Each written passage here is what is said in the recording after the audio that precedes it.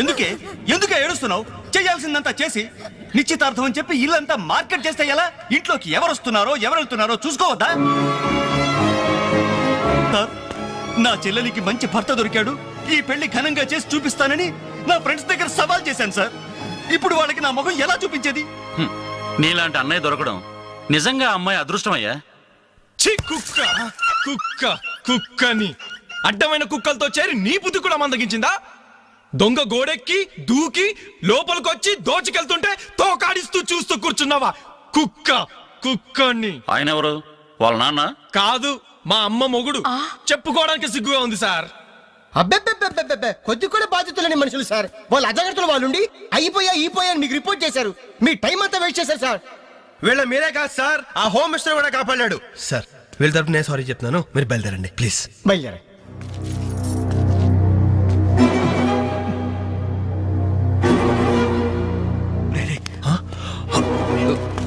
ఏంటంజలి ఇలా వచ్చావు? మీ ఇంట్లో వాళ్ళకి బర్త్డే స్వీట్స్ ఇవ్వడం మర్చిపోయాను, అందుకే ఇలా వచ్చాను.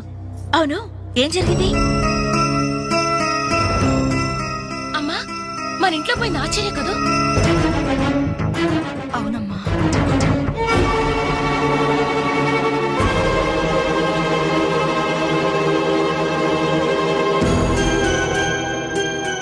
ఏమండి, అది పెట్టుకున్న బుట్టలు మనమేనండి.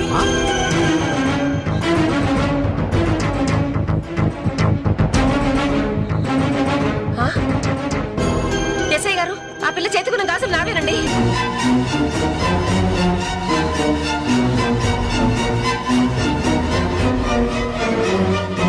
ఇంకే మన ఇంట్లో మాయమైన 2000 కూడా ఇదిగో ఈ మహాతల్లి దగ్గరికే చేరుంటాయి.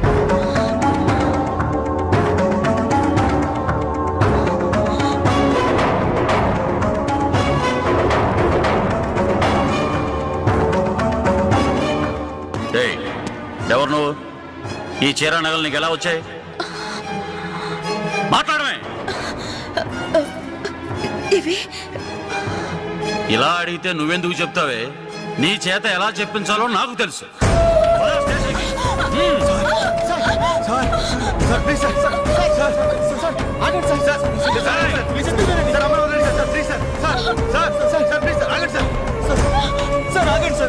ఇందులో అమ్మాయి తప్పేం లేదు. ఈ చీర నేనే అమ్మాయికి ప్రెజెంట్ చేశాను. ఆ దుద్దులు ఇచ్చింది నేనే సార్, ఆ గాజులు ఇచ్చింది నేనే సార్, మా ఇంట్లో 2000 తీసింది నేనే సార్. ఓరి రాస్కల్స్, మీకంటే స్టోర్టపురం దొంగలు నయ్యవరా? ఎంత డ్రామా ఆడారు. ఏం తల్లి, ఈ దొంగల గుంపుకి నీదేనా ట్రైనింగ్? బుద్ధి లేకుండా వాళ్ళు ఇచ్చారనుకో, సిగ్గు లేకుండా నువ్వేలా తీసుకున్నావే? చెల్లెలు పెళ్లి చెడిపోతుందన్న జ్ఞానం మా దరిద్రుడికి ఎలాగూ లేదు. పెళ్లి చెడగొట్టి దాని ఉసురు పోసుకున్నావు కదే, నాశనం అయిపోతావు. నీకు నగలు చీరలు కావాలంటే ఏదన్నా సైడ్ బిజినెస్ పెట్టుకో, అంతేకాని మా కాపురాలు కోల్చొద్దు. ఇంకా చూస్తారంటే ఎస్ఐ గారు, దొంగతనం చేసినందుకు వీళ్ళని రెచ్చగొట్టి పంపినందుకు దీన్ని జైల్లో పడేసి కుల్లబడవండి. పదా వద్దు సార్, ఆ అమ్మాయి నేను చెయ్యొద్దు. మా తప్పుడు మేము ఒప్పుకుంటున్నాం. కావాలంటే మమ్మల్ని కొట్టండి, చంపండి, అంజలిని మాత్రం ఎలాంటి మేము భరించలేము. మీ సానుభూతి నాకు అక్కర్లేదు. నేను అడిగానా? మిమ్మల్ని నేను అడిగానా? కట్టుకోవడానికి చీరలేదు, పెట్టుకోవడానికి కమ్మలు గాజులు లేవు, కనీసం కేక్ కొనుక్కోవడానికి డబ్బులు లేవని నేను అడిగానా? మేము దొంగిలించామని చెప్పుకోవడానికి మీకు సిగ్గు లేదు? ఇలా దొంగిలించి గిఫ్ట్లు ఇచ్చే బదులు మీరు సొంతంగా కష్టపడి సంపాదించిన దాంతో ఒక్క బొకే వద్దు, కనీసం ఒక్క చాక్లెట్ ఏమి వద్దు, నేరుగా వచ్చి మనస్ఫూర్తిగా హ్యాపీ బర్త్డే అని చెప్పుంటే నేనెంతో సంతోషపడేదాన్ని. అది వదిలేసి నడి బజార్లో నా ఒంటి మీద బట్టలు లాగేసి నగ్నంగా నిలబెట్టినందుగా నన్ను అవమానించారు. చాలు, ఈ అవమానాలు చాలు. పెరిచిన కానుకలు దాల్చుకుంటుంటే నా ఒంటి మీద తేళ్లు జరలు పాకినట్టుంది, నిలువున నిప్పుల్లో కాలిపోతున్నట్టుంది. వద్దు, నాకేమీ వద్దు. మీ వస్తువులు మీరే తీసుకోండి.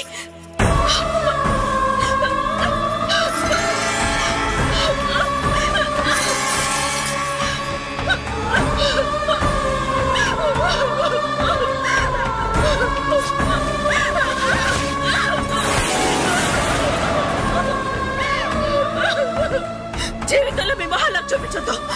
ఇక నుంచి మీరు నాకు స్నేహితులు కాదు, శత్రువులు.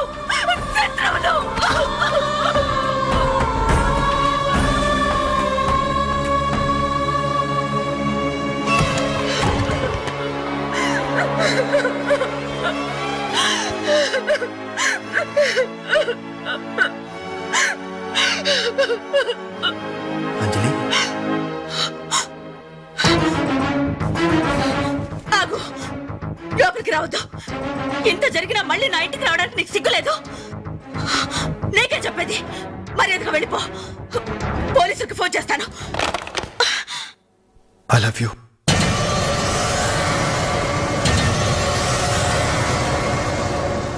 నువ్వు అవునన్నా కాదన్నా నిన్నే ప్రేమిస్తాను. జరిగిన దానికి నేను బాధపడుతున్నాను.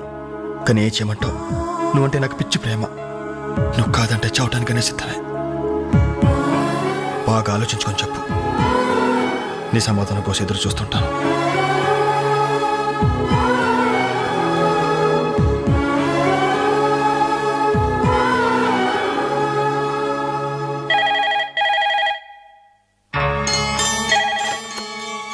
హలో హలో అంజలి, నేను బాలు మారుతాను. దయచేసి ఫోన్ మాత్రం పెట్టద్దు. నేను చేసిన పనికి నా మీద నీకు కోపంగా ఉంది కదా? నేను ఎందుకు అలా చేశాను నీకు తెలుసా? ఐ లవ్ యూ అంజలి. నువ్వు అవునన్నావు అనుకో, అదృష్టవంతుడి. కాదంటే అంతే.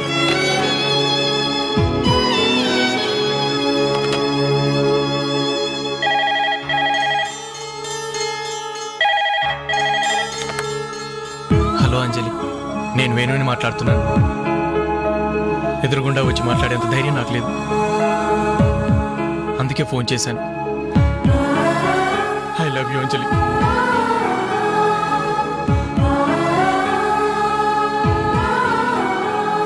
అర్థం చేసుకుంటావు అనుకుంటాను.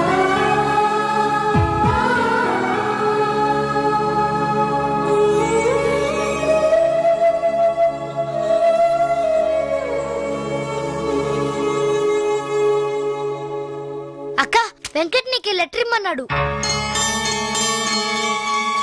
క్షమించంజలి, మన స్నేహం మొదలైనప్పటి నుండి నీ మీదే నా ఆశ, ధ్యాస, కలలు, కవిత్వాలు.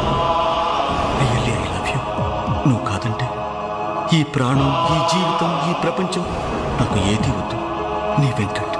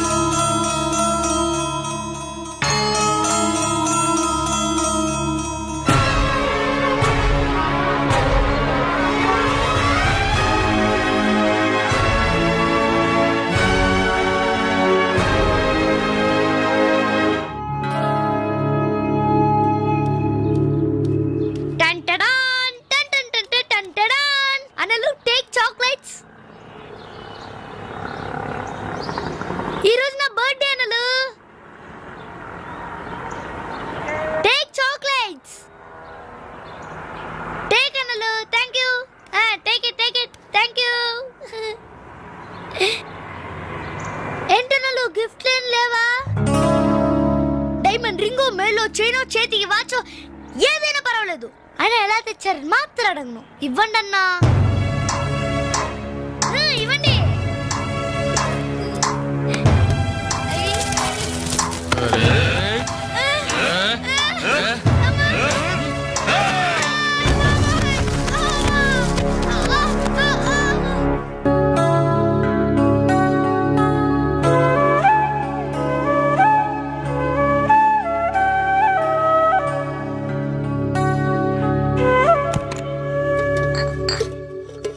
రవి, నీకేదో ఉత్తరం వచ్చిందిరా, టేబుల్ మీద పెట్టాను.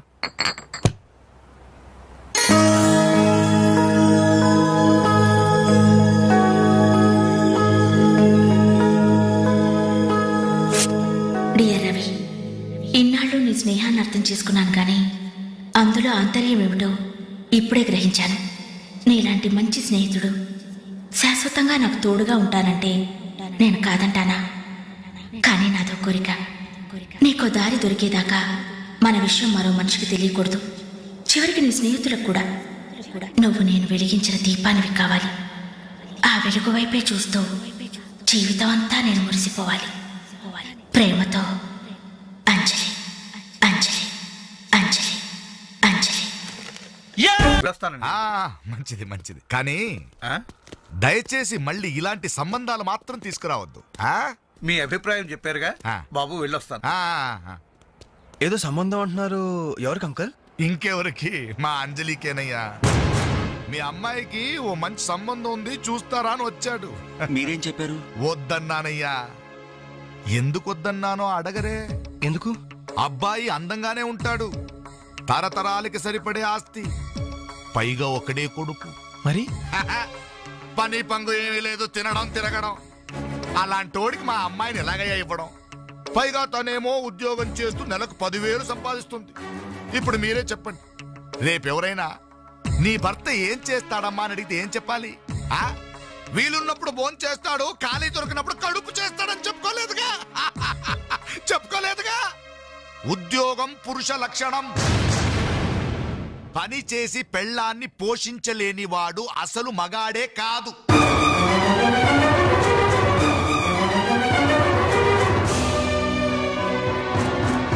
కష్టపడి పని చేసేవాడు పూలైనా సరే మా అమ్మాయిని ఇస్తాను.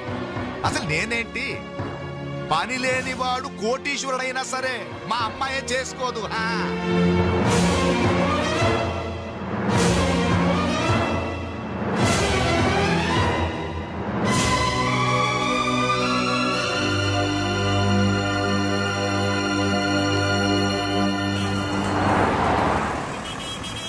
ఇక్కడ ప్యూన్ పోస్టులు తప్ప వేరే ఖాళీలేవు లేవయా, వెళ్ళు.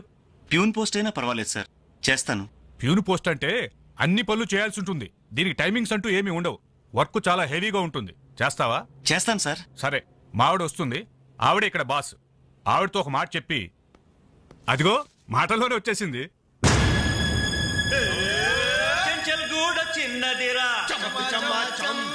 ఎర్ర ఎర్రని బుగ్గలురా, నున్న నున్నని జబ్బలురా.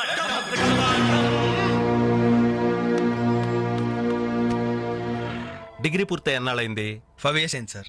ఎక్స్పీరియన్స్ ఉందా? లేదు సార్. అంటే ఇంతకుముందు ఎక్కడా వర్క్ చేయలేదా? చేయలేదు సార్. సో ఈ 5 సంవత్సరాలు లైఫ్ బాగా ఎంజాయ్ చేసావన్నమాట. Exactly sir. మిస్టర్ వాసు, ఓసారి ఇలా రామ్మా. సార్, గోడౌన్స్ లో స్టాక్ అంతా చెక్ చేసావా? చెక్ చేశాను సార్. స్టాక్ అకౌంట్స్ మొత్తం క్లియర్ గా ఉన్నాయి. ఒక కన్సైన్మెంట్ ఇప్పుడే క్లియర్ అయింది. Very good.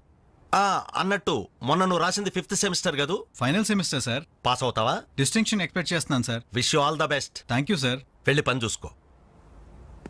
Mister Ravi sir, అతను ఎవరో తెలుసా? కంప్యూటర్ ఇంజనీరింగ్ చేస్తున్నాడు. వాళ్ళ ఫాదర్ ఎయిర్పోర్ట్ లో మేనేజర్. ఆయన జీతం ఎంతో తెలుసా? నెలకు 30,000. ఈ రోజు అతను ఇక్కడ పనిచేయాల్సిన అవసరం లేదు, కానీ తన సంపాదనతో చదువుకోవాలని ఇక్కడ పార్ట్ టైం జాబ్ చేస్తున్నాడు. మరి నువ్వు ఒక మామూలు మెకానిక్ కొడుకున్నట్టున్నావు. పైగా 5 సంవత్సరాలు ఖాళీగా ఉన్నావు. 5 రోజులు పాలు పిండకపోతే పాడి గీత కూడా పాలివ్వదు. నాకు కావలసింది వట్టిపోయిన గేదెలు కాదు, నడుం వంచి పనిచేసే మనిషి. You can go.